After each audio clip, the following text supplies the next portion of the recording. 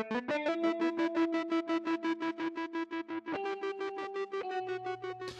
everybody, this is Bo. We're back in the house again, man. We're doing recaps across the country right now because every single team right now is either poised to go to the bowl game or the playoffs. And right now we're going to make a stop at Tiffin University, talk to head football coach, Coach Cole. How you doing, sir? I'm doing great. Thanks for having me.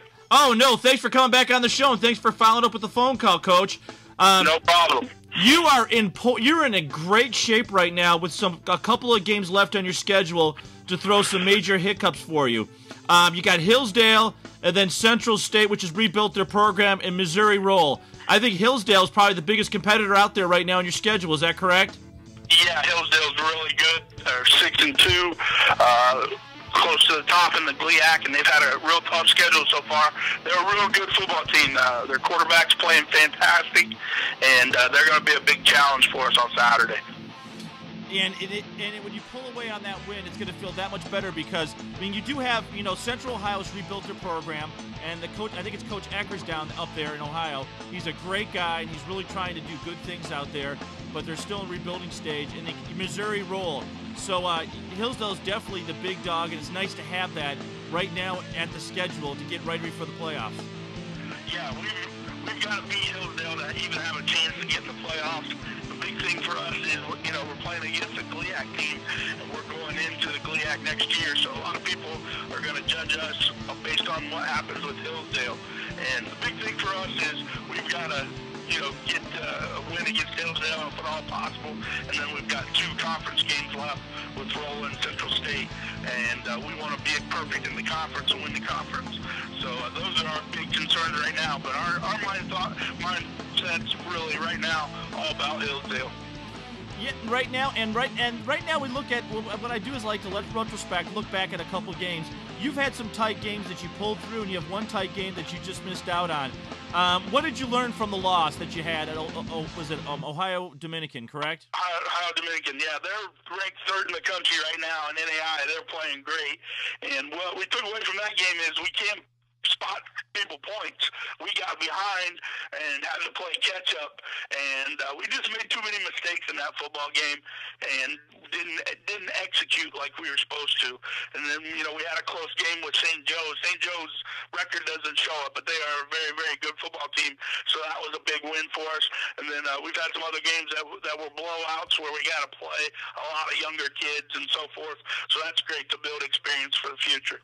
Now let's talk about some of the seniors that are really stepping forward. In preseason, you always have a senior that stands out, but as the season progresses, there's some leaders that really start developing because they feel the passion and they feel the fact that their career is just about to be over and they need to put their best foot forward. Who are those leaders right now stepping forward? Well, on defense, it's Steve Yarborough at linebacker. He's leading us and doing a fantastic job at linebacker, playing great. He was a preseason All-American, so he did a great job. He's done a great job so far. Luke Seal, a senior on the defensive line, has been playing fantastic for us, just dominating on defense. And then on offense, Donnie Johnson, who plays quarterback and wide receiver for us, kind of a multi-tool guy. He's been playing great when he's been healthy, but he's been banged up quite a bit, so his numbers aren't as good as they were last year. But hopefully he's going to heal up here in these last couple weeks and really put some points on the board and do some great things.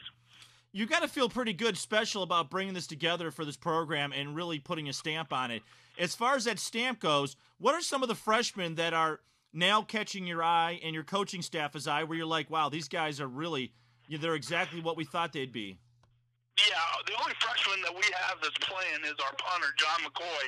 He came in as a true freshman, and he's punting and doing a great job for us. Our philosophy this year on freshmen were we had a lot of depth, a lot of senior leadership, so we're redshirting all of our freshmen this year. But we do have a lot of guys, young guys that are playing on the scout teams as freshmen that are going to be big-time players for us, and we're just saving that year of eligibility for them so they'll still have 4 years to play.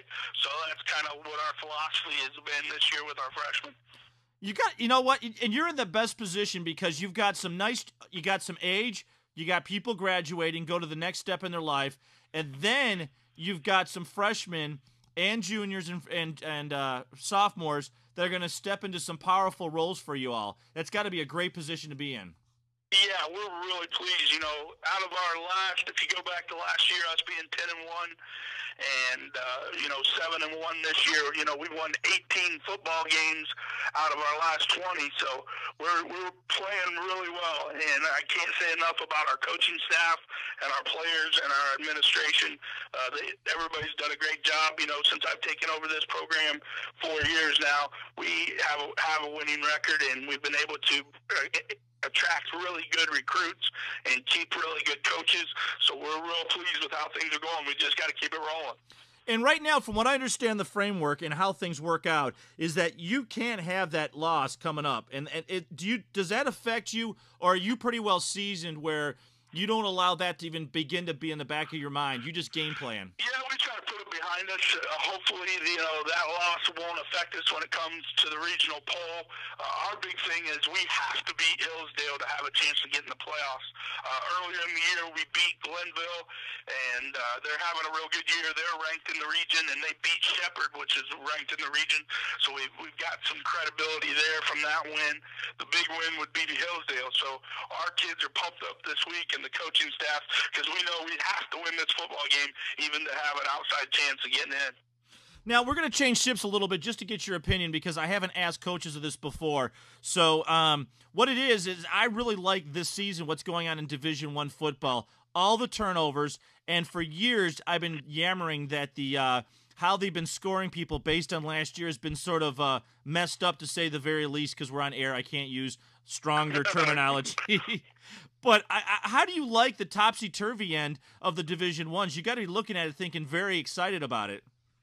Yeah, you wish in Division II that, you know, you had a bowl system where the teams that had winning records to get into bowls, you know, get more teams some postseason action.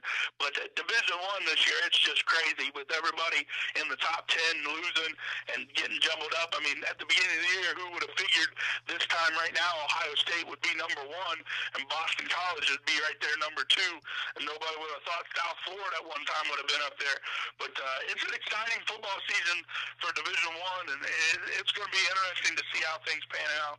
Well, listen, Coach, Division II is where it's at. It's the toughest playoff system in any football conference across the country. That's from Lou Tepper. That's from all the head football coaches and yourself, Coach Cole. They all speak volumes of the fact of how hard it is to get into the playoffs, that the Division I's do have it easy, because you got what? You got 117 teams buying for it, and you've got, 100 bowl games set up? So you're pretty guaranteed that you're going to get a bowl game unless you don't win a game. Right. Exactly. At Division II, you're exactly right. It is the hardest thing to do is to get into the playoffs. You got teams like us last year that were 10-1, and you know other teams that were very good that didn't get in. And a lot of it comes down to the human factor. It comes down to the regional, polls or the regional rankings where, a committee of people get to select who's going to the playoffs. So when you have that human element in there, you've got to earn your way. And we're the new kids on the block. We haven't been playing Division II before 5 years. So until we, earn some respect, we're not going to get a chance to get in there. So hopefully going 10-1 last year and having a good season this year will up our chances of getting in the playoffs. Well, Coach, we're going to keep track of you. We want to say thank you for being on the show. We're definitely going to give you a call in a couple weeks to check on the progress of the season, and we will definitely follow that Hillsdale State game right there big time, because that could be your Super Bowl leading into the playoffs. Well, thank you very much, and we appreciate you having us on.